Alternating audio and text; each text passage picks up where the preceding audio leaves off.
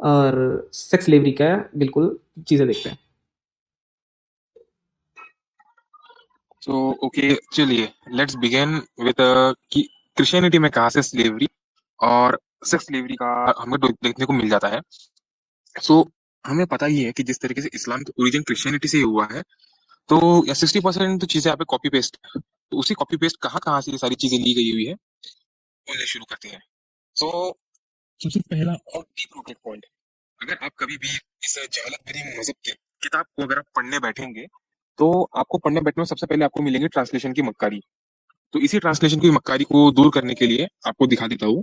ये देखिए, ये बाइबल हब है, क्रिश्चियन वेबसाइट है, जहाँ पे जिस ओरिजिनल लैंग्वेज में ओल्ड टेस्टामेंट जो बाइबल को लिखा गया हुआ था, बाइबल का सबसे पहला पार्ट ओल्ड टेस्टामेंट है, वो लिखा गया था हिब्रू लैंग्वेज में। और उसी हिब्रू लैंग्वेज में यहाँ पे हम देख सकते हैं, इंग्लिश वर्ड है, हिब्रू वर्ड है, और उसका ट्रांसलेशन है according to versions.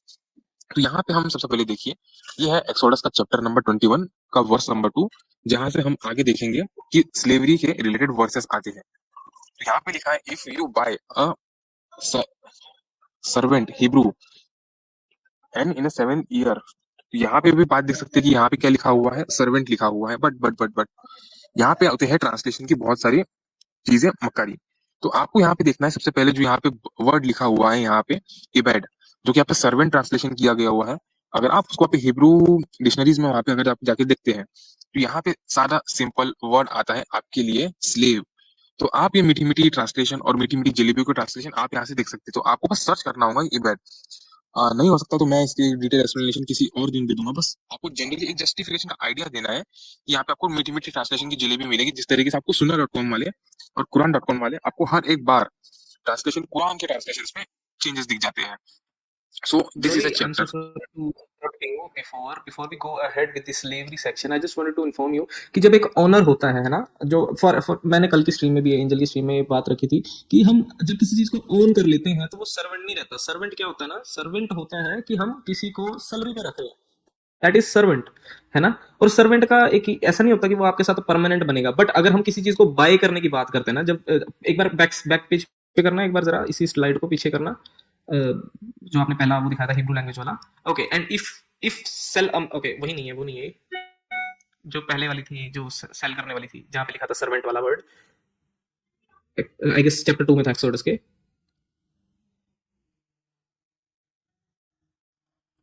Yes, this one. If you buy a servant, buy कब करते हैं? फर्ज कर ले मैंने एक फोन खरीदा, that is permanently for me, तो वो एक मेरा सर्वेंट नहीं है, वो मेरी मलकियत है। मतलब वो मेरी प्रॉपर्टी हो गई है, मैंने क्योंकि उसको खरीद लिया है, that's my property, not my servant. Phone मेरा सर्वेंट नहीं है, वो मेरी प्रॉपर्टी है। तो जब हम किसी चीज को खरीदते हैं, वो हमारी प्रॉपर्टी हो जाती है, हमारी मलकियत हो जाती है, और उसे हम स्लेव भी कह सकते हैं। क्यों? क्योंकि वो जब हम इस चीज को हम एक इंसान के ऊपर करते हैं ना, ऐड करते हैं, तो वो हमारी हमारी पर्सनल चीज बन जाती है, नॉट अ सर्वेंट। क्योंकि हम उसको सैलरी दे रहे हैं, तो वो छोड़ के भी जा सकता है हमें, पर इफ आई बाय समथिंग, वो मुझे कभी छोड़ के नहीं जाएगी। सो आई थिंक एली, मैं सही कह रहा हूँ, राइट? यस, जी हाँ, आप सही कह रहे हैं। ठीक है, अब प्लीज ब्रोली थोड़ा सा कंफर्म आगे करें। ब्रॉली ठीक जी है, आपका। जी, हाँ जी। तो वर्सेस में आगे कंटिन्यू करते हुए हम आगे बढ़ते हैं। तो दिस इज अ थिंग लिखा हुआ है यहाँ पे मीठी मीठी जलेबियों के साथ में, एक्सोडस का chapter number 21, this are the laws you are to be set before them. तो यहाँ पे जो आसमानी खुदा है, आसमानी खुदा मोसेस से कह रहा है अपने नबी से कि ये सारी चीजें तुमको अपने लोगों को कहनी है, कि खुदा ये सारी चीजें फरमा रहा है। If you buy a Hebrew servant, he is to be serve you for 6 years, but in the 7th year he shall be go free without paying anything. If he comes alone, he is going to be free alone. But if he has a wife when he comes, she is to go with him. But if the master give him a wife, and she bears him a sons or a daughters, or the woman and her children shall belong to her master, and only the man shall go free. तो अभी तक के verse number 2 से लेकर 4 तक की इतनी summary है कि अगर कोई भी हिब्रू इंसान, देखिए, एक अगर कोई हिब्रू स्लेव खरीदते हैं, तो वो तुम्हारे पास में सिर्फ 6 साल काम करेगा, 7वें साल उसको रिहा कर देना होगा। अगर वो अकेला आया था, तो अकेले रिहा होगा। और अगर वो अपनी किसके वाइफ के साथ में आया था, तो उसकी वाइफ की भी रिहा होंगी। बट इन द केस कि अगर वो अकेला आया था और उस स्लेव के मास्टर ने उसकी शादी करवाई, और उसकी शादी करवाने के बाद में उसके बच्चे हुए, तो उसकी शादी करवाई, मतलब उसके जो स्लेव की जो वाइफ है और जो स्लेव के बच्चे हैं, they not belongs to the slave, वो उसके मास्टर को बिलोंग करेंगे। 2 to 3 ऑब्जेक्शंस हियर। फर्स्ट, कि यहाँ पे एक इमोरल प्रैक्टिस को इनका खुदा प्रमोट कर रहा है। इन द फैक्ट एडिशनली वो इसमें रेसिज्म भी कर रहा है। रेसिज्म कैसे? आप वर्स नंबर 2 में पढ़िए। If you buy a Hebrew servant, ऐसा वैसा सर्वेंट भी नहीं है, बल्कि एक हिब्रू सर्वेंट है।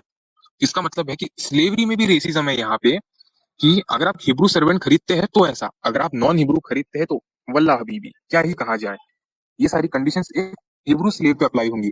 नॉन हिब्रूज के साथ में क्या किया जाएगा वो तो वल्लाह हबीबी, आप देखिए ये।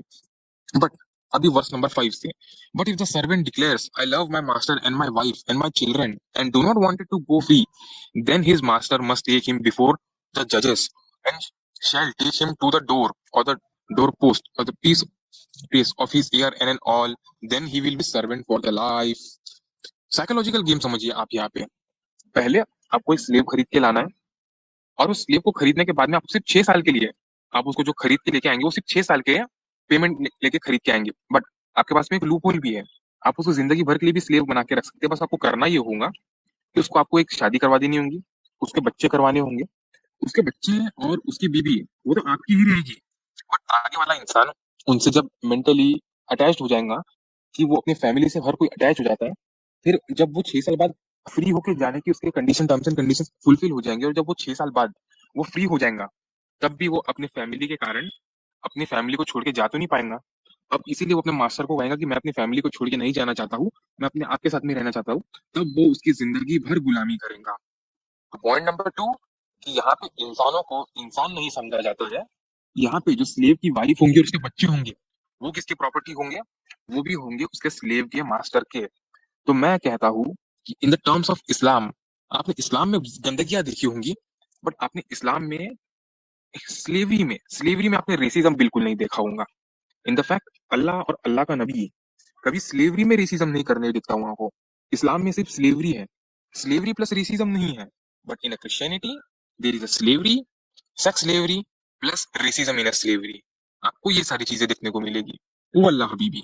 ये तो यहाँ पे पहली स्लाइड खत्म होती है यहाँ पे। तो हमारे प्यारे रेसिज्म भरे रेसिस्ट जीसस के लिए और आपको दिखाते हैं आगे वाले versus. This is the second मीठी मीठी जलेबियों को, मीठी मीठी जलेबियां। ये है एक्सोडस का चैप्टर नंबर 21 का वर्स नंबर 7 का Hebrew translation. And if a man sell his daughter, she shall be go not to be free slave as the male slaves do. आप यहाँ पे ट्रांसलेशन में देख सकते हैं, क्लियर कट स्लेव की बात लिखी हुई है यहाँ पे। This is related to the slave. काफिर भाई एक मिनट दीजिए। यहाँ पे ये चल कौन सा रही है exodus 20 21:7 I guess. Ali, do you have something to add on it?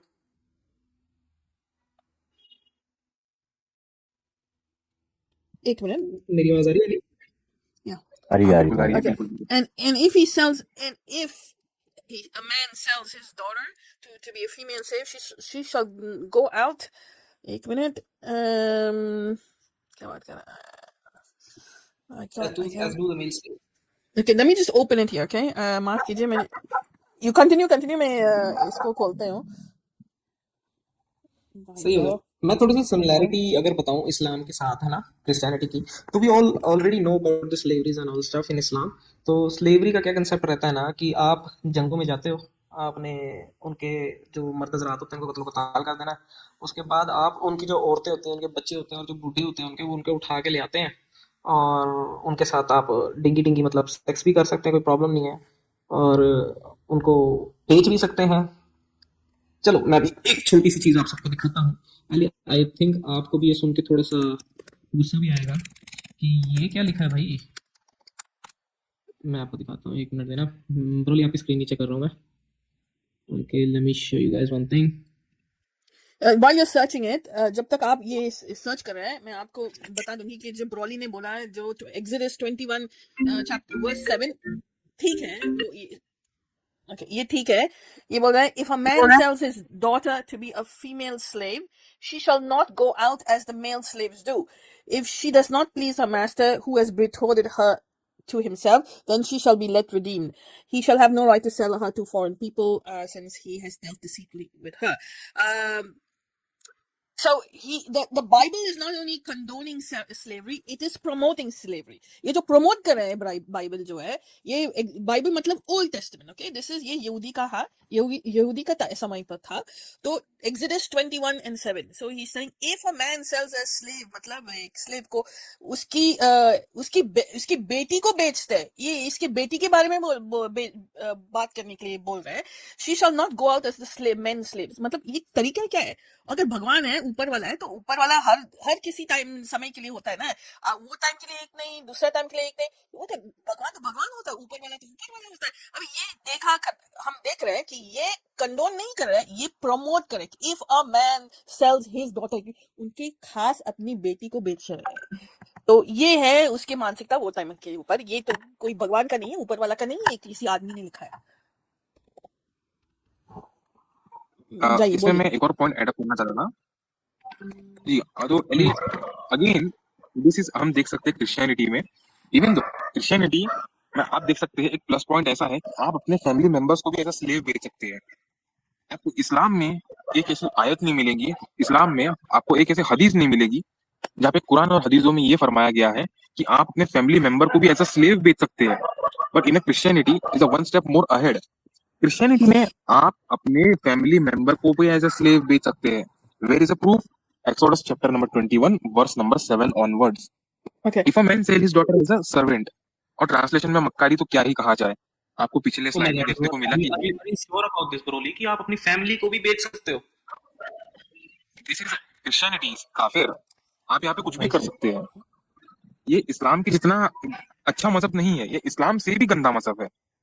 और प्लस पॉइंट मैं इसमें एक और चीज हाईलाइट करना चाहता हूँ. द लेवल ऑफ मिसोजिनी देखिए आप यहाँ पे, कितना मिसोजिनिस्टिक कल्ट है कि अगर आप अपने फैमिली मेंबर्स को बेच सकते हैं, बट इन द फैक्ट यहाँ पे बिल्कुल ये नहीं लिखा हुआ है कि if a man sell his children, specifically daughter highlight किया हुआ है. यहाँ पे लड़के की बात की ही नहीं गई हुई है. If a man sell his son, if a man sell his daughter लिखा है इनफैक्ट. तो मिसोजिनिस्टिक कल्ट में आपका बहुत बहुत स्वागत है क्रिश्चियनिटी में, कि आप देख सकते हैं कि यहाँ पे अपने बेटे को बेचने की बात नहीं की है. मतलब मिसोजिनी कितनी कूट के भरी हुई है कि इनफैक्ट स्लेवरी में भी अपने बेटे को नहीं बेचना है, सिर्फ लड़की को बेचना है, डॉटर को बेचना है. अगर कोई बेचना चाहे तो अपने बेटे को क्यों ना बेचे भाई, सिर्फ लड़की को ही क्यों बेचे? Why shall daughter? Because this cult is purely misogynist cult. Misogyny कूट कूट के भरी पड़ी हुई है यहाँ पे. इसीलिए सिर्फ लड़की को बेचने की बात की गई हुई है. आप पूरी यार ये तो ज्यादा हो बाइबल गया. में पढ़ लीजिए, अपने लड़के को बेचने की बात कहीं नहीं मिलेगी कि कोई आदमी अपने लड़के को भी बेच सकता है. सिर्फ एक चीज बोलना है इसके ऊपर. ये यहूदी का है, भाई ये तो ओल्ड टेस्टामेंट का है. एग्जिडस ओल्ड टेस्टामेंट का होता है, तो यहूदी ने शुरुआत किया इसको. और यहूदी का ये जो आस्था है क्रिश्चियनिटी से जुड़ता है. But it's in Exodus, which is the Old Testament. Just to let you know. So yeah, but it's the Christians believe in the whole 9 yards, so it doesn't make a difference. We say तो Judeo-Christian. काफिर भाई ये है Christianity की गंदगी. आप अपने family members को मिसोजिनिस्टिक करते हुए इन द फैक्ट आप अपने फैमिली को भी बेच सकते हैं. क्या आप और इस्लाम से गंदगी दिखाना चाहेंगे? कि इस्लाम में मैं तो मानता हूँ कि इस्लाम में इस लेवल की गंदगी तो नहीं होंगी. डेफिनेटली मैं भी आपको एक स्क्रीन शेयर करता हूँ, ये देखें जरा. वैसे तो सबने देखी हुई है ऑलरेडी, ये बहुत मर्तबा देखी है. मैं आपको फिर भी एक चीज़ दिखाता हूँ ताकि कंपैरिजन बना रहे और पिटाई चलती रहे. यार एक तो मुझको फ़ोन बहुत आते हैं, एक मिनट.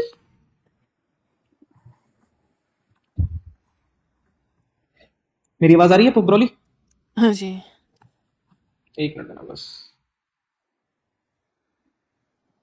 ओके, तो ये देखें आपके नज़दीक एक सही अल बुखारी की आयत हदीस है, ये 2229. वो क्या कहते हैं, मैं आपको इंग्लिश में भी अभी आपके लिए पढ़ने के लिए दे दूंगा. मैं पहले आपको उर्दू में पढ़ के बता दूं. कहते हैं कि वो नबी करीम सल्लल्लाहु अलैहि वसल्लम की खिदमत में हाजिर थे. एक अंसारी सहाबी ने नबी करीम सल्लल्लाहु अलैहि वसल्लम से पूछा, या रसूल अल्लाह, लड़ाई में हम लोनियों के पास जिमा के लिए जाते हैं. जिमा बताता हूँ मैं आपको क्या होता है ना. अली आपको नहीं पता होगा ये जिमा क्या होता है. और जिमा होता है कि इंग्लिश में हम इसे कहते हैं कोइटस इंटरप्ट. जब भी हम किसी के साथ सेक्स कर रहे होते हैं और हमें उसके साथ कोई भी मतलब हमें नहीं चाहिए कि वो प्रेग्नेंट हो जाए, तो हम ये कोइटस इंटरप्ट जैसी हम हरकत करते हैं, विच इज़ पुल आउट, तो हम पुल आउट कर लेते हैं ऑन द स्पॉट ही, ताकि वो प्रेग्नेंट ना हो, है ना। तो हेलो। ये जिमा जो होता है वो होता है। आगे पढ़े जरा, बेचने की बात की है यहाँ पे भी। तो क्या कहते हैं ना कि लोंडिया के पास जिमा के लिए जाते हैं, हमारा इरादा उन्हें बेचने का भी होता है, तो उनको बेचने का भी होता है इरादा। तो आप अजल कर लेने के मुतालिक क्या फरमाते हैं? इस पर आप सल्लल्लाहु अलैहि वसल्लम ने फरमाया, अच्छा तुम लोग ऐसा करते हो, अगर तुम ऐसा ना करो फिर भी कोई हर्ज नहीं, इसलिए कि जिस रूह को भी पैदाइश अल्लाह ताला ने किस्मत में लिख दी है, वो पैदा होकर ही रहेगी। तो एग्जैक्टली आपकी बात बिल्कुल सही है कि ऐसा कुछ भी स्टेटमेंट नहीं दिया कि अपने बच्चों को ही बेच दो, अपनी बेटी को बेच दो, ऐसी स्टेटमेंट नहीं है। तौबा तौबा। इस्लाम फिर भी थोड़ा सा ठीक है भाई, कंपैरेटिवली अगर मैं अभी भी कंपेयर करूँ तो इस्लाम फिर भी थोड़ा सा सेफर साइड में जा रहा है एज कंपेरेटिव टू क्रिश्चियनिटी, क्योंकि क्रिश्चियनिटी तो साफ साफ कह रही है भैया अपनी बेटी को बेच लो। Does that make any sense? और किसी भी नजर से हम इस चीज को जस्टिफाई कह सकते हैं? नॉट एट ऑल, मैं तो नहीं कह सकता। आप लोग हैं? कैसे कहते हैं? हेलो। जी काफिर, हाँ जी अली आप बोलिए, फिर इसके बाद मैं एक पॉइंट बोलूंगा, बोलिए। No, I got Ali cut off, so I didn't. Yeah, sorry, I got cut off. I didn't hear you guys. So please, बोलिए बोलिए. I didn't hear what you were saying. माफ कीजिए, I got cut off. I think you need to जी काफिर rejoin. भाई, तो काफिर भाई जहां तक मैंने सुना था कि अली ने मोहम्मद के पास गया था मोहम्मद की बेटी फातिमा का निकाह करने के इसके लिए, तो मोहम्मद ने साफ साफ मना कर दिया था कि अभी फातिमा बहुत छोटी है, मैं फातिमा का निकाह अली से नहीं करवा सकता हूँ। मतलब मोहम्मद को अपनी बेटी फातिमा की इतनी परवाह थी कि अपने बेटी को अपने एक खलीफा के साथ में, वो भी अली के साथ में, जिसने अली ने मोहम्मद का इतना साथ दिया, फिर भी मोहम्मद ने अपनी बेटी के लिए, अपनी बेटी की अपनी खुशियों के लिए उसकी शादी अली से नहीं करवाई। मतलब मानना पड़ेगा कि इस्लाम में मोहम्मद ने अपने फैमिली मेंबर्स की कदर करी है, but in Christianity you can just sell your daughter. तो जी इससे मिलती जुलती बात एक और वर्ड से मेरे पास में, मैं उसको प्रेजेंट करता हूँ। अब बात सेक्स स्लेवरी पे छिड़ चुकी है, तो हम क्रिश्चियनिटी को मैं कैसे पीछे छोड़ सकता हूँ? तो काफी भाई मेरी स्क्रीन प्रेजेंट करिए। एक screen. Okay okay okay okay okay, so wait अभी सेक्स स्लेवरी पे बात की गई थी, तो मैं आपको दिखाता हूँ sex slavery. Okay, this is a topic, आपको दिखाते हैं क्रिश्चियनिटी में सेक्स स्लेवरी। आपने कभी ये नहीं देखा होगा कि क्रिश्चियनिटी में भी सेक्स स्लेवरी है, क्योंकि क्रिश्चियनिटी पे मीठी मीठी बातें बोलने वाले सो कॉल्ड लोग आपको ये वर्सेस कभी नहीं दिखाएंगे, तो कोई बात। लेकिन आपका भी ब्रोली बैठा है वो दिखाने के लिए। तो ये है लेविटिकस का चैप्टर नंबर 19 वर्स नंबर 20 से लेकर 22। लिखा हुआ है, if a man sleep with a female slave who is promised to another man, but who has been not ransomed or given her freedom, there must a, be a due punishment. Yet they are not to be put to be death, because she had not been freed. Now the man must be bring a ram to entrance to the tent of the meeting for a guilt offering to the Lord.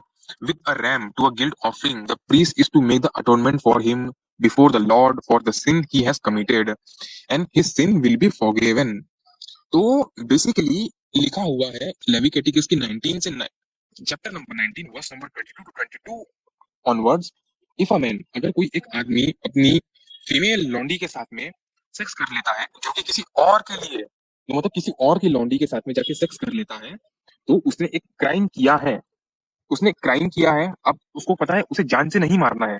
भले ही उसने crime कर दिया हो, उसे जान से नहीं मारना है, बट उसे जान से बचाने के लिए अब उसे ये करना होगा कि उसे एक भेड़ लाके इस मजहब के गॉड के लिए सेक्रीफाइस करनी होंगी, और उस रैम को, उस भेड़ को सेक्रीफाइस करने के बाद में वो आदमी सिन फ्री हो जाएगा। मतलब जिस इंसान ने अपनी फीमेल लौंडी के साथ में सेक्स किया हो वो बिल्कुल फ्री हो जाएगा।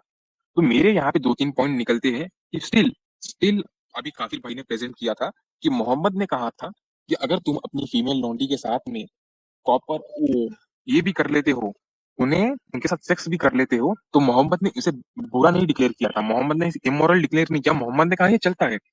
बट स्टिल मेरा स्टैंड है कि Christianity is still far worst in this case, because ये इसे सिन कंसीडर करती है, इसे सिन कंसीडर करती है कि तुम अपने सेक्स स्लेव के साथ में सेक्स स्लेवरी कर लो और उसे बचने का मौका भी दे दो। इन द फैक्ट क्या करना होगा, बस इस बचने के मौके के लिए तुमको इस मजहब के खुदा के लिए तुमको रिश्वत देनी होगी, तुम्हें इस मजहब के खुदा के लिए एक रैम, एक भेड़ का तुमको यहाँ पे सेक्रीफाइस करना होगा और तुम सिन फ्री हो जाओगे। मतलब ये तो सीधी सीधी बात ऐसे है कि इस्लाम इसको नॉर्मल डिक्लेयर कर देता है, बट इन क्रिश्चियनिटी ये इसे एक सिन डिक्लेयर करता है, और सिन से डिक्लेयर करने के बाद में इसे छूटने के लिए, क्योंकि भाई इसके मजहब को कमीशन भी तो खाना है। कमीशन खाने के इसके लिए इनका खुदा कहता है कि अगर तुम किसी स्लेव के साथ में सेक्स भी कर लोगे तो कर लो, इसमें कोई बुराई नहीं होगा, बट मेरे पास में एक भेड़ लाके मार दो, वो भेड़ मुझे खिला दो, और तुम्हें अपने स्लेव के साथ में सेक्स करना है तो करो। इस्लाम में तो ऐसा कुछ है ही नहीं। इस्लाम में तो तुम्हें करना है तो भाई बिल्कुल करो, गपागप करो बिल्कुल अपने स्लेव के साथ में, उसे इमोरल भी डिक्लेयर नहीं करता है।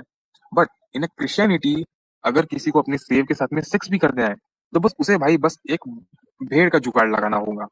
एक भेड़ का जुगाड़ लग गया तो वो अपने स्लेव के साथ में सेक्स कर सकता है। This is the point in Christianity. जिस किसी को भी लगता है कि भाई क्रिश्चियनिटी में सेक्स स्लेवरी नहीं है, ना, आप बहुत बड़े डिल्यूजन में जी रहे हैं कि क्रिश्चियनिटी में सेक्स स्लेवरी नहीं है।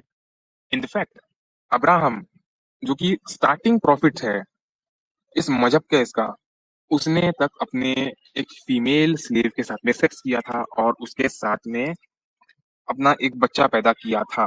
This is the reality of this cult. Again to the point, आपको दिखाते हैं स्लेवरी से रिलेटेड और भी सारी चीजें। So this is Exodus chapter number 21, verse number 20 to 21 onwards. Anyone who beats their male or the female slave with a rod must be punished if the slave diet directly result, but they are not to be punished if the slave recover after a day or a two, since the slave is their property. तो मतलब कि Christianity में अपने slave को मारना भी allowed है। आप अपने स्लेव को तब तक मार सकते हैं जब तक वो जान से ना मर जाए, बस इतना नहीं मारना है कि वो मर ही जाए। अगर आप अपने स्लेव को इतना मार रहे कि बस वो मरने ही वाला हो, और मरने वाले इस कंडीशन में आप उसको छोड़ देते हैं, उसके हाथ पैर टूट चुके हैं, उसके हाथ पैर डैमेज हो चुके हैं, तो आपको कोई पनिशमेंट नहीं होगी। आपको पनिशमेंट तब होगी जब आपका स्लेव जान से मर जाए। इन द फैक्ट बस इतना मारो कि बस मर ना जाए। और स्लेव तो भाई आपकी प्रॉपर्टी ही है, आप अपनी प्रॉपर्टी के साथ में कुछ भी करो, खुदा को इससे बिल्कुल कोई प्रॉब्लम नहीं है। और इन द फैक्ट इस मामले में आप अपने फीमेल स्लेव को भी मार सकते हैं। ऐसा कुछ नहीं है कि अगर आपके बस एक मेल स्लेव है तो आप अपने मेल स्लेव को ही मारेंगे, ना भैया ना। अगर आपको कोई फीमेल स्लेव को भी मारना है तो बिल्कुल फीमेल स्लेव को मारिए, आपको फीमेल स्लेव की मारना है तो वो भी मारिए। Exodus chapter number 21 verse number 26 to 27 onwards. An owner who hits a male or a female slave in their eyes and destroy it, it must let the slave go free and compensate for the eye. An owner who knocks out the tooth of a male or a female slave must let the slave go and compensate for a tooth. In the fact अगर आप अपने slave को मारना allowed है, one more versus, कि आप अपने slave हो, फीमेल हो या मेल हो, आप दोनों के ऊपर हाथ उठा सकते हैं, आप दोनों को मार सकते हैं, इतना मार सकते हैं कि बस वो जान से ना मर जाए। तो क्रिश्चियनिटी आपको जान से मारने के लिए अलाउड करती है कि आप अपने फ्रेंड को मारे। एंड वन मोर थिंग, फिर से एक बार स्लेवरी में किस तरह का रेसिज्म होता है। If any of your fellow Israelites became poor and sell themselves to you, you do not make them work as a slave. They are to be treated as a hired workers or a temporary residents among you. They are not to be worked until the year of Jubilee. They and their children are to be released, and they will be go back with their own clans to the property of their ancestor. Because the Israelites are my servants, whom I brought out of the Egypt, and not be sold as a slave. Do not be rule them ruthlessly, but fear your God. तो आपका खुदा, Christianity का खुदा racism ना करे हो ही ना सकता है। हमने सबसे पहले वर्स नंबर इसमें देखा था, थोड़ा चैप्टर नंबर 21 के वर्स नंबर 2 में, कि सबसे पहली बात वहां पे स्लेवरी में रेसिज्म की गई। यहाँ पे लेविटिकस के चैप्टर नंबर 25 में इनका खुदा स्लेवरी में चार चांद लगाता है। चार चांद लगाते हुए कहता है कि अगर तुम में से अगर कोई अपने आप को स्लेव के तरीके में बेच दे तो उसको स्लेव के तरीके से काम ना कराओ। वल्लाह बीबी, इसका मतलब है कि स्लेवरी में भी रेसिज्म है। यहाँ पे आपने दुनिया में हर फील्ड में रेसिज्म देखी होंगी ऑडियंस, बट आपने इस फील्ड में रेसिज्म कहीं नहीं देखा होगा कि भाई स्लेवरी में भी रेसिज्म होता है। बट क्रिश्चियनिटी में ये पॉसिबल है कि आपको ये तो बड़ी स्लेवरी में भी रेसिज्म दिखा दे। ये तो बड़ी जबरदस्त बात बताई है ब्रोली, क्योंकि हमारे इस्लामिक मतलब इस्लाम के लिहाज से भी हम मैं थोड़ा सा कंपेयर कर रहा हूँ, ठीक है। हम सो सॉरी, अगर मैं मेरे को पता है कि इस्लाम स्लेव जहाँ पे भी होगी वो गलत ही होगी, so I am pretty much sure about it. But again Islam के अंदर ये चीज़ तो ज़रूर आती है कि आपको आपकी स्लेवरी मतलब आपको जो स्लेव्स को मारना है उस तरीके से मारना है जिस तरीके से आप मतलब अपनी बीवियों को भी मारना है, पर उस तरीके से नहीं मारना जिस तरीके से आप अपनी स्लेव्स को मारते हो। तो मारने का तो जिक्र वहां पे भी है, और काफी हद तक मार भी सकते हो। लिहाजा मैं भी बताता हूँ आपको, एक एक इंसान था जो कि अपनी एक स्लेव को उसने जान से कत्ल कर दिया था, जिसका पेट में चाकू मार दिया था उसके, और उसके पेट में एक बच्चा भी था उसकी स्लेव के। तो क्या होता था ना, नबी ने उसको बेच दिया था कि अंधे इंसान को, और वो अंधे इंसान को बेचने के बाद वो लड़की उसको बहुत कोसा करती थी नबी को, और उसने नबी के प्यार में चक्के उसके पेट में चाकू मार दिया, जिसके पेट में उसका बच्चा भी था। तो बच्चा भी मर गया और वो भी मर गई। तो नबी के पास भेजा गया, नबी ने कहा शाबाश, बहुत ही अच्छा काम किया, तूने मार दिया उसको जाके। तो ऐसा कुछ इस्लाम में भी है। तो मैं कहता हूँ कि ये तो सारा कट कॉपी पेस्ट हुआ पड़ा है, इधर से उधर, और कुछ नहीं है दूसरा यहाँ पे। वो तो है। इसीलिए तो काफिर भाई। जी जी अली, आप बोलिए। So अच्छा आप I'm बोलना just Ali, just one one second, second. काफिर जरा वो लिंक शेयर किया मैंने, पिन कर दिया। हाँ, मैं कर देता हूँ। ये साली please go ahead, sorry I No problem. So I'm going to show you, मैं आपको कोई वर्स बताने वाली हूँ कि मानसिकता क्या है। ओके, फर्स्ट मतलब ओल्ड टेस्टामेंट और न्यू टेस्टामेंट में ईसाई लोग मानते हैं कि यीशु आने के बाद उन्होंने स्लेवरी को बंद किया। अगर आप ईसाई में की पंथ में आप कन्वर्ट होने वाले हैं, तो ईसाई के पंथ आपको लिबरेट करने वाला, आप मुक्त है, आप फ्री है, आपका कोई स्लेवरी नहीं होने वाला है। कि ईसाई यीशु आया है स्लेवरी को बंद करने के। लेकिन ईसाई के किताब में ही और न्यू टेस्टामेंट में ईसाई स्लेवरी के खिलाफ है और स्लेवरी के साथ भी है। तो I am going to show you some things that show that it's in the Bible where they do absolutely are with, they show slavery. And if you can just see, can you see my what can you see slavery in the New Testament? Can you see this? आप देख सकते हैं, आप मेरे page को देख सकते हैं। कौन सा पेज देख सकते हैं आप? स्लेवरी इन द न्यू हाँ जी, Testament. Yes, slavery in the New Testament. Okay, so you have this Ephesians 6.5, slaves obey your earthly masters with respect and fear. मतलब आपके उनके सामने आप सिर झुकाना है, with sincerity of heart, just as you would obey Christ. तो जैसे आप यीशु की तरफ सिर झुकते हैं, आपको स्लेव के, आपकी ये जो मास्टर है, स्लेव मास्टर, उनके सामने भी स्लेव आपके सिर झुकना है। You have Colossians 3.22. Slaves, obey your earthly masters in everything, and do it not only when their eye is on you, but to win their favor and with the sincerity of heart. Again, वो slavery को promote करते हैं इधर। अभी Timothy 6.1. So all who are under the yoke of slavery should regard their own masters as worthy of honor, so that the name of God and teaching may not be blasphemed. That means जो भी सो यो मतलब आपके जो boss है, आपका master जो है, वो ही is worthy of all honour. मतलब वो उन्होंने आपको खरीद लिया, आपको काम करवाना है, आपको सब कुछ आपके खिलाफ सब कुछ कर रहे हैं, फिर भी आप नौकर है, नौकर के नीचे भी है, फिर भी आप, बाइबल बोलता है कि आपके जो मास्टर है वो आपका बड़ा बॉस है। जैसे यीशु जैसा है वैसे ही उसका आपका बाप जो है। अगर इसमें अभी इधर लिखा Titus 2.9, teach slaves to be obedient to their masters and do what is good. So this is the teaching, ये बोलता है, ये प्रमोट करे स्लेवरी को, that this may be the teaching about God our savior. तो being obedient मतलब आपको सिर्फ झुकाना है आपके मास्टर के सामने। मतलब वही तरीका है जैसे आप भगवान को मानते हैं, आप यीशु को मानते हैं, आप उसी की तरफ आपको मास्टर के सामने आपको सिर झुकाना है। ये अभी और आया, no longer a slave but better than a slave as a dear brother। ये तो अलग की बात है। So there are many verses that are contradictory in the New Testament. Old Testament अलग की बात है, और भी है, मैं हर कोई वर्स में नहीं जाने वाली हूँ, but it is important to know that Bible does support slavery. Now I'm going to show you something about sex slavery. आपने बोला कि सेक्स के स्लेवरी जो है कि बाइबल उसको प्रमोट करते हैं, बाइबल में है सेक्स स्लेवरी। हाँ जरूर है। Now the Bible is Old and New Testament. So Old Testament का मतलब यहूदी के साथ है, New Testament ईसाई के साथ है।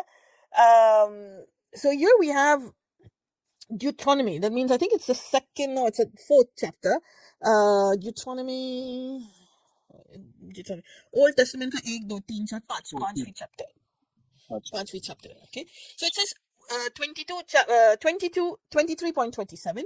If there is a betrothed virgin and a man meets her in the city and lies with her, 24.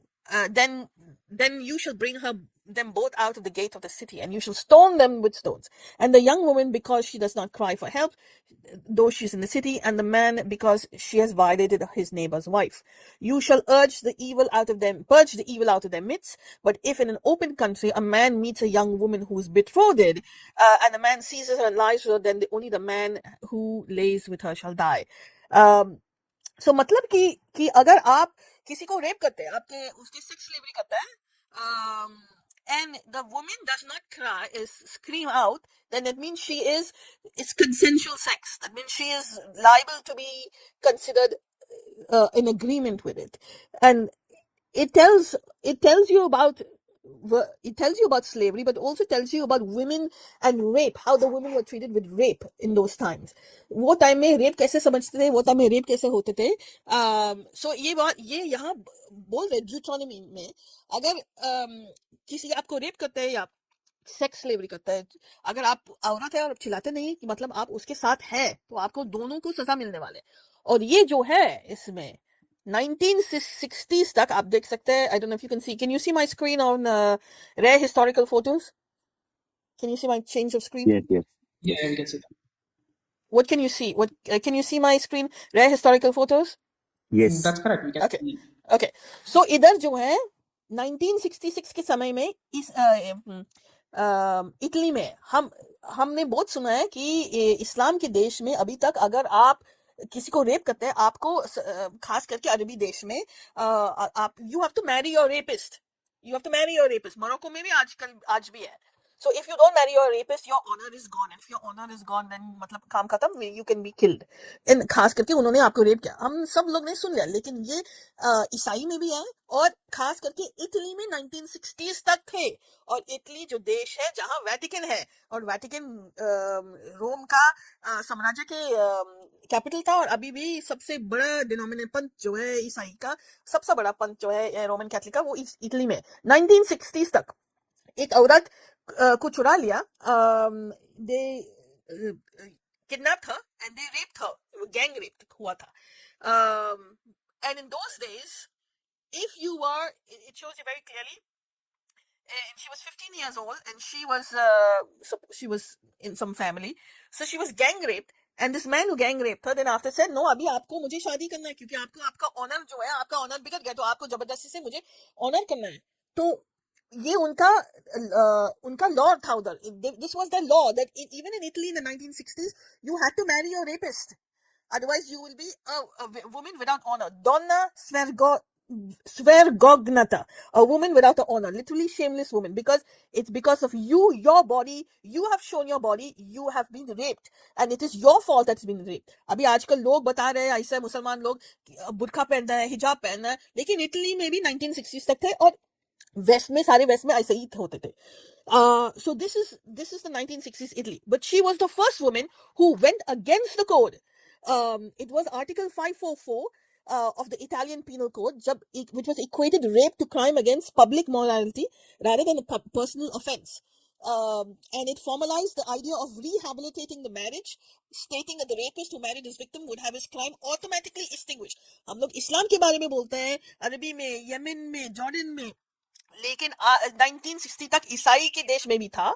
And then after, and she went against the law, was the first person to go against the law, and the mafia was against her because mafia was raping all about it. And until 1981 it was there, and it only changed after that. So you can see this is, I will give you a link of अब this. मैं इस पे अगर आली एक बात बोलना चाहूंगा कि किसी लोगों को ऐसा लग रहा होगा कि ये तो लोगों का किया धरा था कि हमको बोलो कि स्क्रिप्चर्स में ये चीजें तो ऐसी नहीं लिखी हुई. तो जिसको नहीं पता है, तो ये सेम बात मैरिंग योर रेपिस्ट आपका इसमें भी आती है. क्या नाम है, डिटोरनमी के चैप्टर नंबर 22 में वर्स नंबर 20 से 28 अगर आप पढ़ेंगे, स्पेसिफिकली वर्स नंबर 28 अगर आप पढ़ेंगे, तो वहां पे लिखा हुआ है कि 50 शेकल्स देके आपको उसके फादर को, जिसने रेप किया है, उसकी बेटी से शादी करनी होती है. तो थोड़ा सा हम इधर की तरफ वापस चलते हैं. ये थोड़ा सा वर्ल्डली कॉन्टेक्स्ट हो गया, हम वापस बाइबल कॉन्टेक्स्ट पे आते हैं. ब्रॉली, you want to continue on the next topic? Yes बिल्कुल. स्क्रीन ले लीजिए ऊपर. काफिर भाई ले रहा हूँ. तुम्हारी तो ऑटोमेटिक नहीं है, तुम्हारे पास एक्सेस नहीं है. हाँ, पर आज की स्ट्रीम का पूरा एक्सेस काफिर भाई के पास में ही है. सो ओके, तो दर्शकों, आप सभी लोगों ने इस्लाम में स्लेवरी तो देख ली होंगी, आपने इस्लाम में सेक्स स्लेवरी भी देखी होंगी, बट मैं मानता हूँ Christianity is a far worst then his, because Christianity में फर्स्ट पॉइंट, स्लेवरी में भी रेसिज्म है। इन द फैक्ट क्रिश्चियनिटी में स्लेवरी में भी रेसिज्म है, कि मतलब स्लेव भी किस रेस से बिलोंग करेगा तो उसके हिसाब से उसके साथ में स्लेवरी होंगी। वाह भाई वाह, मतलब कि दुनिया की सबसे घटिया चीज को करने में भी इसमें भी रेसिज्म देखा जाएगा। पॉइंट नंबर 2, आप अपने फैमिली मेंबर्स को, फैमिली मेंबर नहीं, ओनली डॉटर को आप ऐसा स्लेव बेच सकते हैं। आपको पूरे इस्लाम में ये कहीं नहीं मिलेगा कि आप अपनी बेटी को एज अ स्लेव बेच सकते हैं, no. Point number 3, international slavery भी है यहाँ पे। तो भले ही स्लेवरी दोनों रिलीजन में क्यों ना हो, but still my point is here कि क्रिश्चियनिटी में is a far worse, because Christianity में रेसिज्म वाली स्लेवरी है, एंड